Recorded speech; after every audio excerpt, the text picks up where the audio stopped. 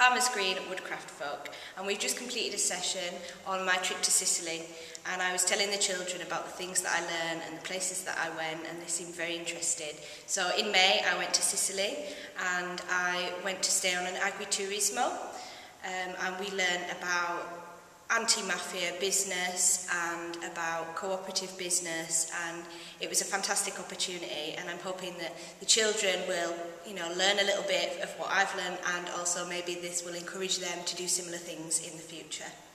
The trip was organised by a group called Libera. Libera are a huge cooperative in Italy, and their main aim is to be anti-mafia. They do lots of different things. They do concerts, they support businesses. The part that I was involved in is Libera Terra, or Libera Tutti, which is about the land and the people. It's about educating people on how to say no to the mafia and still be, a contributing member of society without being on the outside and yet being able to say no to the mafia. It was also organised by the Cooperative College in Manchester, and obviously Woodcraft had a part by providing the participants, and the other participants from the other countries came from Romania, Italy and Spain, and they were also from cooperatives, although different types of cooperatives to ours. They were from like a cooperative university and also from a cooperative youth group. So we all got to engage in each other's types of cooperatives and learn how cooperatives have functioned in those countries as well. For example, in Romania, cooperatives aren't called cooperatives because of the historical association that they have. So instead, they call them associations. So those are just a few of the things that we learnt about. And we played lots of cooperative games as well, which was fun. And we got to know a lot of new, different people, different ways of doing things, and lots of yummy Sicilian food. I talked to the kids. I tried to keep it simple because they're just on the age where they can understand this kind of thing, but I don't want to scare them. So we talked about the country of Italy and Sicily within Italy. We talked a little bit about the mafia and what it means to be organised and organised crime. And we also talked about pizzo, which is quite a difficult concept for them to understand, but I think it went quite well. They seemed to understand it. Pizzo is protection money in Sicily. And we just discussed cooperatives again, which they've done before, about how Woodcraft is a cooperative. We have the cooperative shop, and the organisation that I went with, Libera, is also a cooperative that we discussed with them.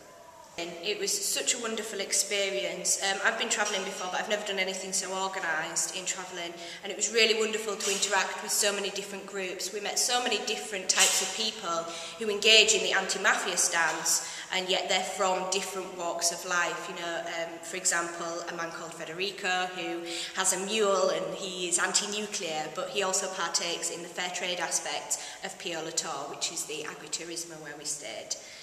We also met a very interesting man from a television company in Sicily, and he's one of the few television companies that will broadcast things about the mafia, that will publish their names and publish their pictures and openly denigrate their activities. And he came and he talked to us and he explained how he lives his life and how that affects him, how living with the mafia affects him, and how he has to be very careful and make sure that he and his family don't get harmed. His children are actually his bodyguards. It's that dangerous a position to be in, actually standing out against the mafia in Sicily. And also we went to Libera. Addio Pizzo was one of the most inspiring organisations that we went to, and they say no to pizzo. They encourage people to cooperate in a group and say no to the protection money as a group, which is easier to do and yet still a very difficult thing to achieve. Yeah, we did so many presentations. A lot of it was about interacting with other people and communicating to them. And I suppose, being that the course was done in English, it was probably easier for me than it was for other groups. I have a lot of admiration for the Spanish and the Italian and the Romanians who had to conduct presentations in our language on their subject, which is obviously very tricky. But we told them about Woodcraft, we taught them about Rochdale, the pioneers. We did a little presentation for them. We pretended to go back in time with them to experience what mill life was like back then and why cooperatives formed and their relationship to unions as well. Go on youth exchange programmes, they're fantastic. It's a wonderful opportunity and there's nothing like it. You get so many different things that you won't even realise you get until you're there from them. I would encourage anybody to do it. It was wonderful.